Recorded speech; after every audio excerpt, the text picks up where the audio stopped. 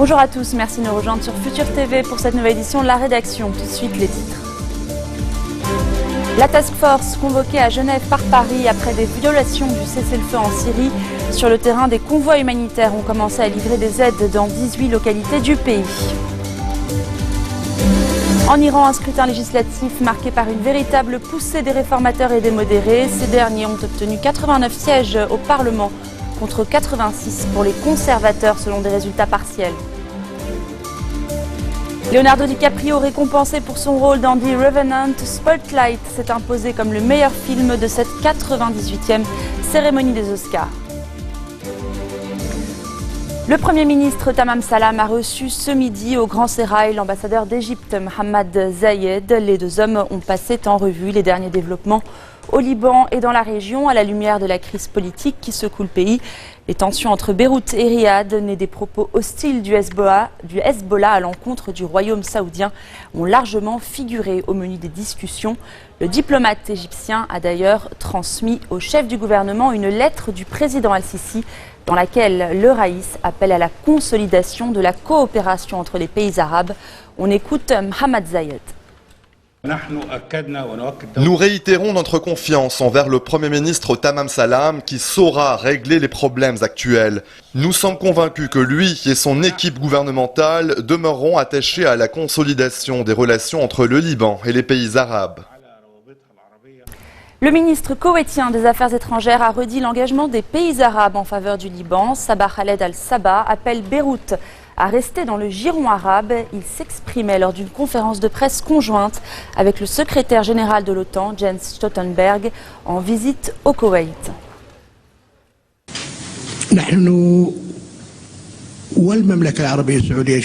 Nous œuvrons avec l'Arabie Saoudite ainsi que tous les pays du Conseil de coopération du Golfe à aider autant que possible le Liban à rester dans le giron arabe et qu'il soit solidaire et adopte la cause de ses pays frères de la Ligue arabe dont il est l'un des membres fondateurs.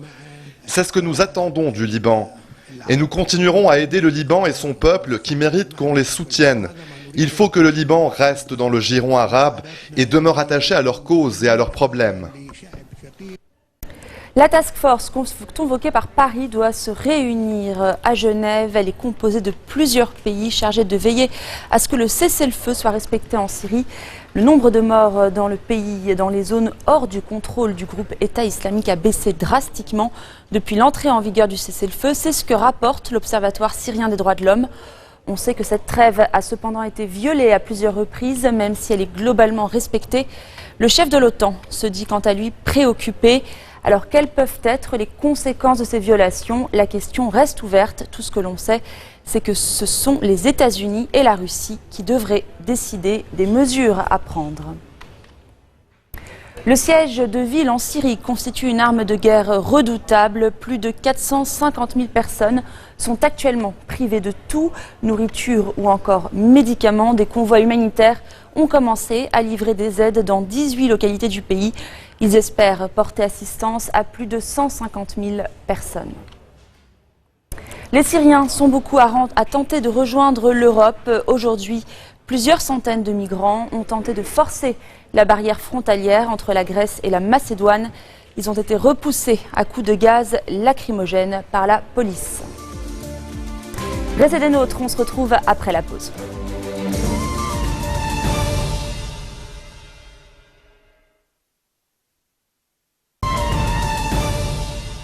Que reste-t-il de Kobané, cette ville disputée pendant plusieurs mois par les forces kurdes et les djihadistes de l'État islamique?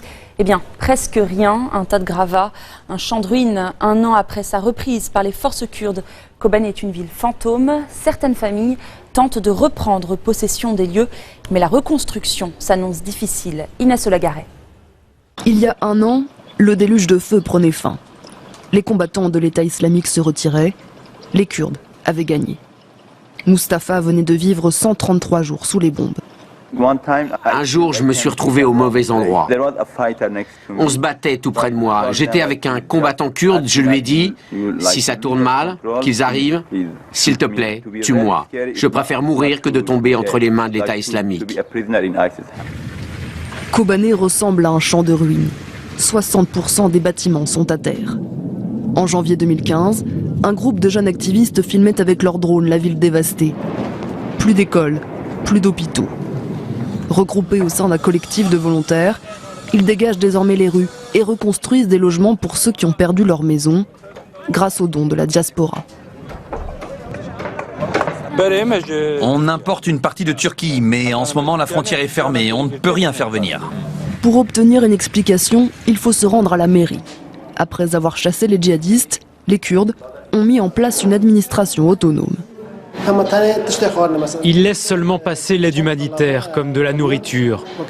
Il y a quelques jours, il y avait 140 camions qui attendaient, et ils en ont laissé passer seulement une dizaine. Lorsque le soleil réchauffe la ville, Shamsa entraîne ses enfants sur le toit. Après plusieurs mois dans un camp de réfugiés, elle est de retour à Kobané avec les siens. On n'a plus de voisins. On est seul ici désormais. On est revenu après la guerre, mais on veut repartir, aller vivre à l'étranger. Émigrer en Europe, difficile. Alors dans ce chaos, la vie s'organise lentement, avec de temps en temps une bonne nouvelle. Ce jour-là, à la tombée de la nuit, la frontière s'ouvre. La Turquie laisse passer une dizaine de camions chargés de vivres. Mais toujours rien pour la reconstruction. En France, à présent, le camp de Calais compte de nombreux migrants. Les autorités ont commencé aujourd'hui à évacuer ce lieu surnommé la jungle. Les abris sont en ce moment en train d'être démantelés à l'aide de bulldozers. L'expulsion de tous les habitants du camp se fera progressivement. Les résidents de la jungle vont se voir proposer une solution d'hébergement par les autorités. C'est l'ange gardien du porte-avions, frégate de défense aérienne chargée de protéger le Charles de Gaulle des attaques aériennes, maritimes ou sous-marines. Le chevalier Paul exhorte en permanence le navire amiral. À bord, 200 marins pour une surveillance 24 heures sur 24. S'il devait y avoir une attaque, ce serait le premier navire en ligne de front. Armel Charrier et Julien Sauvager ont embarqué de jour. C'est la première équipe de télévision à rejoindre le Chevalier Paul depuis que la frégate et le porte-avions ont quitté les eaux françaises en novembre 2015 pour lutter contre Daesh. Reportage. Dans les eaux du golfe Persique navigue le Chevalier Paul, le bateau le plus moderne de la marine française. Quand le Charles de Gaulle doit appareiller, cette frégate de défense aérienne est la première à partir, la dernière à rentrer, pour protéger la zone de navigation du porte-avions. Le bateau a été conçu autour de ce radar qui permet de capter des informations dans un rayon de 400 km. Sa mission est de créer une bulle de protection pour que les avions puissent être catapultés vers l'Irak et la Syrie en toute sécurité. Chercher du renseignement, éloigner les opportuns, menacer et agir en cas de danger est le quotidien de l'équipage. Dans le cœur névralgique du bateau, au central opération, les équipes se relaient 24 heures sur 24. On est divisé en 3 îlots. L'îlot principal, c'est l'îlot qui va s'occuper de tout ce qui est au-dessus de l'air, puisque c'est notre spécialité. Et c'est là qu'on a le plus de monde pour vérifier tous les avions qui passent. Un îlot qui va être plus un module qui va s'occuper effectivement juste de la surface et des bateaux. Un îlot qui va s'occuper de ce qui est lutte sous la mer. Et en fait, tous ces îlots se centralisent vers cette personne qui est l'officier de quart opération, qui synthétise toutes les informations pour trouver au mieux le positionnement qui va nous permettre de protéger le porte-avions Charles de Gaulle. Le porte-avions et le groupe aéronaval ont été envoyés au plus près de l'Irak et de la Syrie, dans le nord du golfe Persique. Les avions sont catapultés depuis les eaux internationales, en respect de la loi. Mais la situation géopolitique reste tendue. D'un côté l'Iran, de l'autre les pays de la péninsule arabique. L'espace dans lequel travaille le Chevalier Paul est particulièrement congestionné. Il y a des plateformes pétrolières partout, des populations de marins assez différentes se côtoient, des petits pêcheurs dans des boutres traditionnelles, des pétroliers plus grands que la Tour Eiffel qui quittent la zone et qui entrent régulièrement, des porte-conteneurs. Il y a une densité ici qui est en matière de circulation maritime qui est particulièrement élevée. Mais ce n'est pas tout. On est aussi dans la 3e zone la plus dense en matière de circulation aérienne avec les plateformes, les hubs comme on dit aujourd'hui, les hubs de Dubaï, d'Abu Dhabi, du Qatar. L'arme la plus puissante du Chevalier Paul est sous ses trappes, des missiles antiaériens. Ils n'ont encore jamais servi, Tirer un missile est un message fort de la part d'un État. Pour l'instant, il reste une arme dissuasive. C'est quand même un bond technologique pour notre marine de se doter de ce missile très performant et qui est allié à des très bonnes capacités de détection, permet vraiment de réaliser une bulle de protection autour d'une force navale comme celle du porte-avions aujourd'hui. C'est un système de missile qui est en silo et qui permet de se défendre contre la menace aérienne, qu'elle soit missile ou avion. Le navire dispose aussi d'un armement plus classique, canons, mitrailleuses, torpilles anti-sous-marins.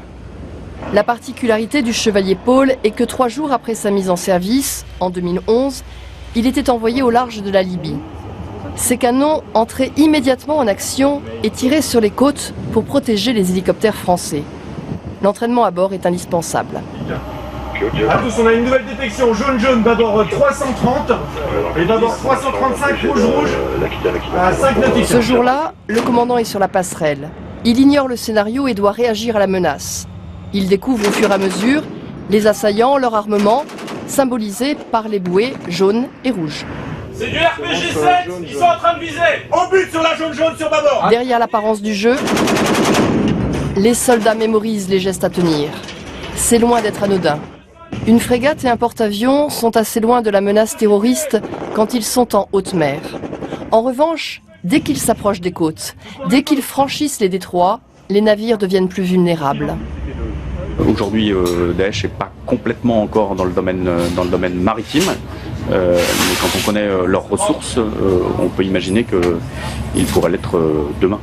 Ce sont des choses qui sont déjà passées, ce type d'attaque, que ce soit sur un pétrolier comme le Limbourg il y a quelques années, ou sur un destroyer américain il y a quelques années aussi.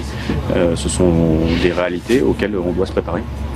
Lutter contre l'organisation de l'État islamique est dans la conscience de chacun à bord. À l'arrière du bateau, son hélicoptère.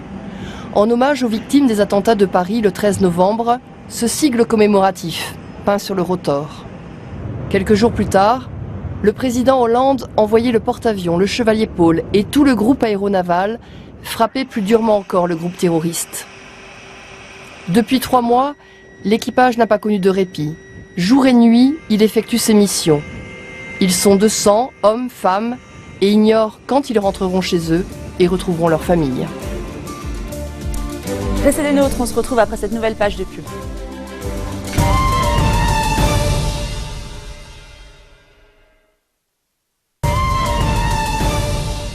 En Iran, 2 figures conservatrices ont été battues à l'élection de l'Assemblée des experts. Ce scrutin législatif est marqué par une véritable poussée des réformateurs et des modérés. Ces derniers ont obtenu 89 sièges au Parlement contre 86 pour les conservateurs, selon des résultats partiels. Avec un score 3 fois plus important que lors du dernier scrutin, le camp du président Hassan Rouhani effectue une véritable percée dans le paysage politique iranien. Noémie Roche et Julie Chouteau.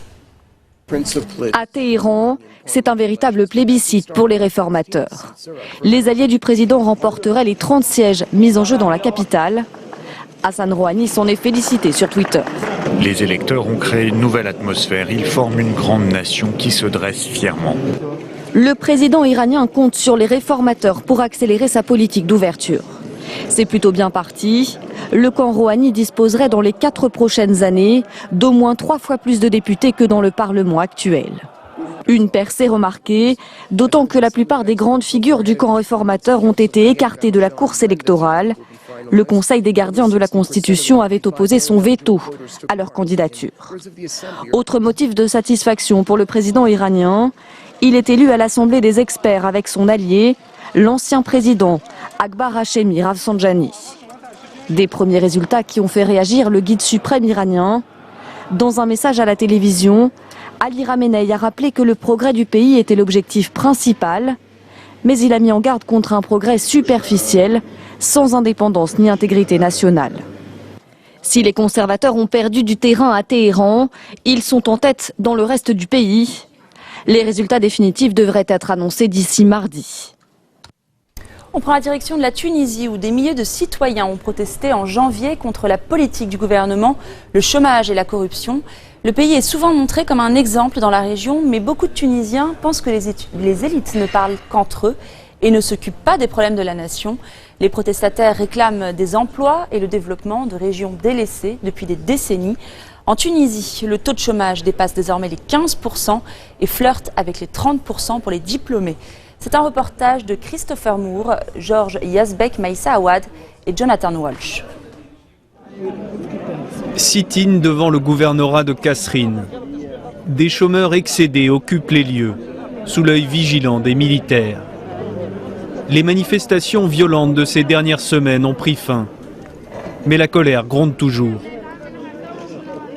Je ne peux plus attendre. S'ils ne me trouvent pas un travail tout de suite, je vais m'immoler par le feu. 5 membres de ma famille sont handicapés. Ils ont besoin d'aide. Regardez, mes cheveux blanchissent. Pas parce que je suis vieille, mais à cause du stress. Je n'arrive plus à dormir, j'en peux plus. Je suis tellement fatiguée. Un désespoir devenu monnaie courante dans le centre déshérité de la Tunisie. Ici, l'État reste un employeur incontournable. Ici, il faut avoir des connexions au sein des autorités locales. Si vous connaissez quelqu'un de bien placé, ils vous donneront un travail. Sinon, vous restez au chômage. Et moi, j'en ai pas des connexions. Je cherche un emploi dans la fonction publique depuis 14 ans et mon nom n'est toujours pas inscrit sur la liste, comme Rida Yayaoui. Rida Yayaoui voulait lui aussi voir son nom sur la fameuse liste. Il est mort électrocuté après avoir menacé de se jeter d'un pylône. Les manifestations qui ont suivi ont pour beaucoup rappelé les premières heures de la révolution tunisienne. Pour Nasser El Nasri, rien n'a changé depuis 2011. Sous Ben Ali, son activisme politique l'empêchait de devenir fonctionnaire. Aujourd'hui, il reste classé comme chômeur pour raison de sécurité. Et il n'est pas le seul. J'ai gagné 2 appels au tribunal, mais ils ne veulent pas changer mon statut. Les gens sont punis pour leur opinion politique. C'est un scandale que ça puisse encore être le cas après la Révolution. C'est une vraie farce. Certains se disent prêts à entamer une grève de la faim, jusqu'à ce que le gouvernement leur donne ce qu'ils demandent tous, d'une seule voix.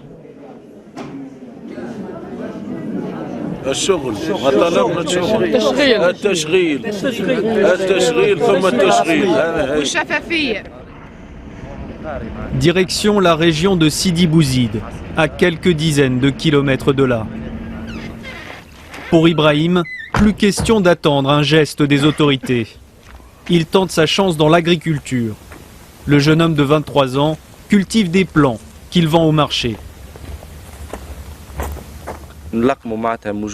Ici, on a des pêches, des amandes et des prunes.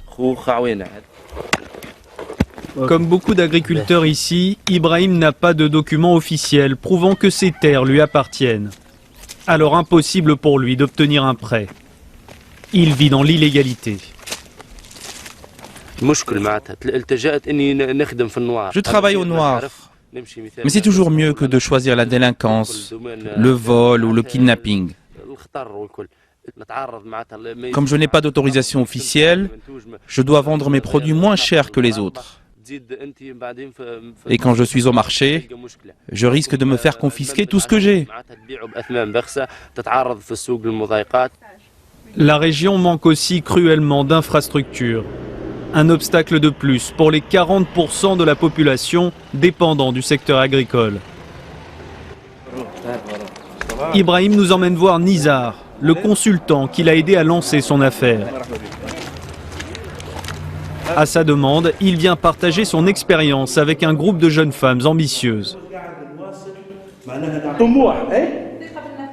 Vous avez besoin de volonté, de confiance en vous et surtout de compétences. Des qualités cruciales dans un pays où un diplômé universitaire sur 3 est au chômage.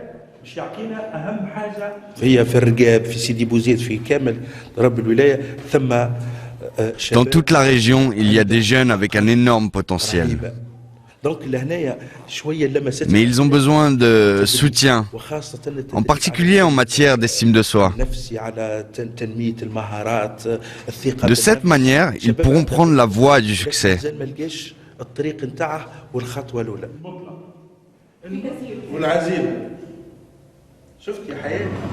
Mais pour l'instant, une économie à 2 vitesses reste la norme en Tunisie. L'intérieur du pays lutte pour se faire une place au soleil, La zone côtière, elle, s'en sort beaucoup mieux. Kamal a quitté Kasserine pour Tunis il y a 30 ans. Depuis, il tire un maigre revenu de son stand illégal. Il s'est installé auprès de commerçants venant de sa ville natale. On passe nos journées ensemble, on partage ce qu'on a, on se prête de l'argent. On vient tous du même endroit, donc on se serre les coudes. Mais c'est une vie difficile, la police est une menace permanente, ils nous prennent nos produits. Et on doit tout recommencer de zéro à chaque fois. Le gouvernement tunisien affirme qu'il veut développer le centre du pays, tout en admettant qu'il n'y a pas de remède magique face au fossé qui s'est creusé après des années de négligence.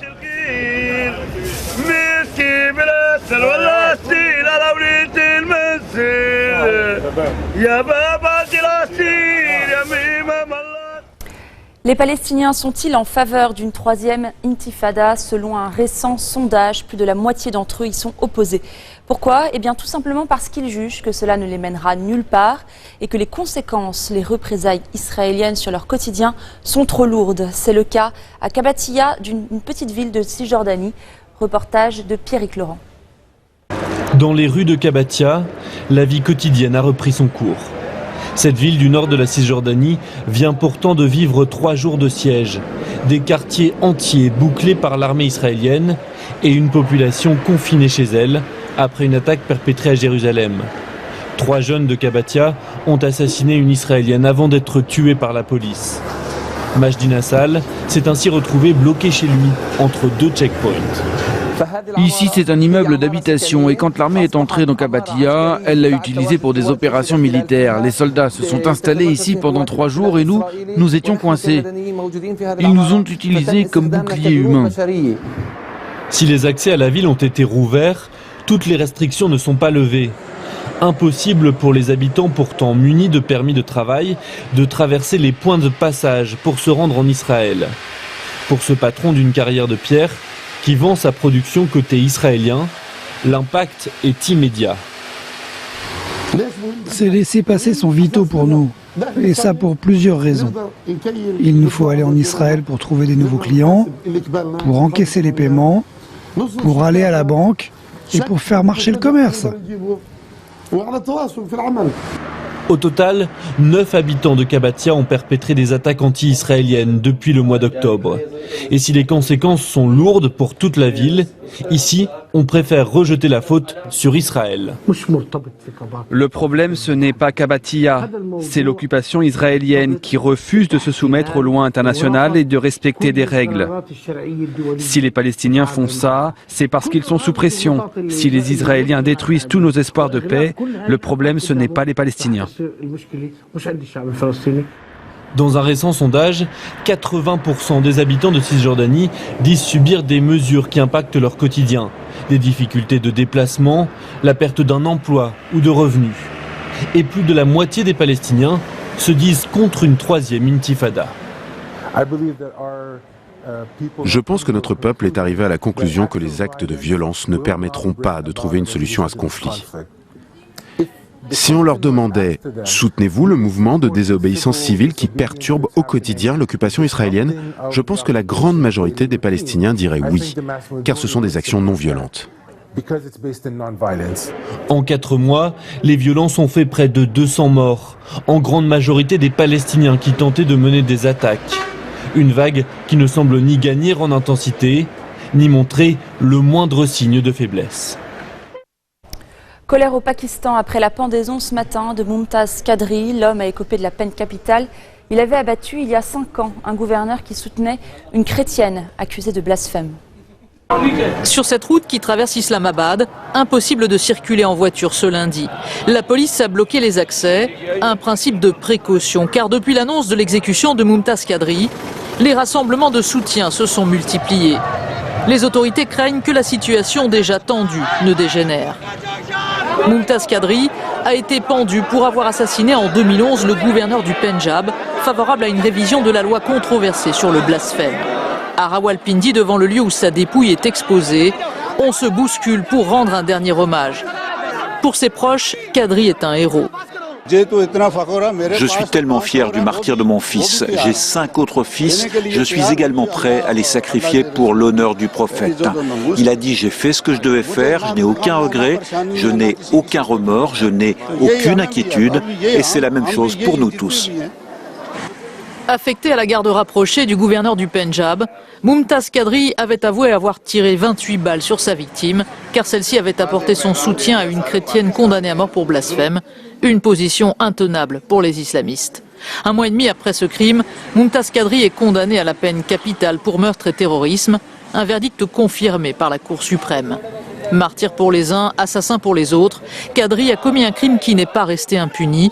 Dans les milieux libéraux, on veut voir cette exécution comme une preuve de changement de cap par les autorités pakistanaises, souvent accusées de donner l'avantage aux islamistes. Aux États-Unis, on vote demain pour le Super Tuesday, jour de primaire dans une douzaine d'États et traditionnellement l'occasion d'y voir plus clair dans la course à la Maison-Blanche. Florent Rodeau nous en dit plus. Elle fait figure de grandissime favorite côté démocrate.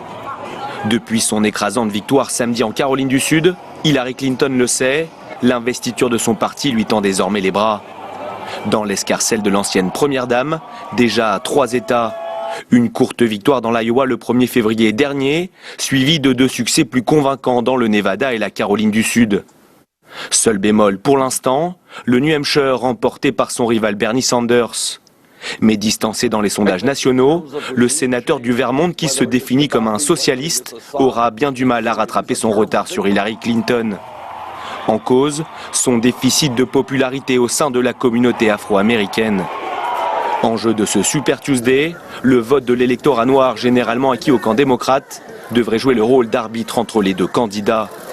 En Caroline du Sud, il a voté à 86% en faveur de l'ancienne secrétaire d'État, un score dépassant celui de Barack Obama en 2008.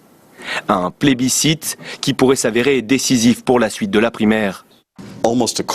Presque un quart du pays va voter lors de ce Super Tuesday. Ces États qui représentent différents endroits du pays vont décider du nombre de délégués qui ira à chaque candidat. C'est une journée très importante, pas seulement pour l'attribution des délégués, mais aussi pour l'élan qu'elle va donner. En cas de victoire d'Hillary Clinton ce mardi, Bernie Sanders n'aurait plus qu'une infime chance de remporter l'investiture démocrate. Son dernier espoir, convaincre les États industriels du nord des États-Unis, où son discours antilibéral trouve un écho beaucoup plus favorable que dans les États du Sud. C'était un moment extrêmement attendu par ses fans. Leonardo DiCaprio a enfin sa statuette. L'acteur américain a été récompensé pour son rôle dans The Revenant qui était aussi pressenti pour un Oscar. Mais c'est finalement Spotlight, le film de Tom McCarthy, qui s'est imposé comme meilleur film. Retour sur cette 88e cérémonie avec Sandrine Gomez. And the Oscar goes to Leonardo DiCaprio. Enfin la consécration. Nommé à 5 reprises à 45 ans, le héros du Titanic repart cette fois avec la précieuse statuette. Une récompense pour son interprétation magistrale et presque animale du trappeur Hugh Glass dans The Revenant. Oscar du meilleur acteur, Leonardo DiCaprio n'en reste pas moins engagé. Je vous remercie tous pour cette incroyable récompense. La planète, ce n'est pas quelque chose d'acquis, tout comme cette récompense pour moi ce soir. Une distinction pour son rôle dans le film d'Alejandro González Iñárritu, sacré meilleur réalisateur. Le Mexicain transforme l'essai de 2015 avec Birdman. Dernière récompense pour The Revenant, l'Oscar de la meilleure photo. Emmanuel Lubezki rafle la statuette pour la 3e fois de suite, une première. Mais The Revenant n'a pas totalement volé la vedette à Spotlight. L'enquête du Boston Globe sur le scandale de pédophilie au sein de l'église catholique signée Tom McCarthy remporte l'Oscar du meilleur film et du meilleur scénario original.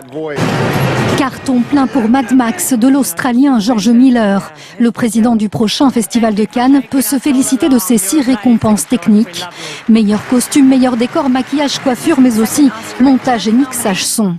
Quant à l'Oscar de la meilleure actrice, il revient à Brie Larson, 26 ans, pour son rôle dans Room. Une remise de prix sur fond de polémique.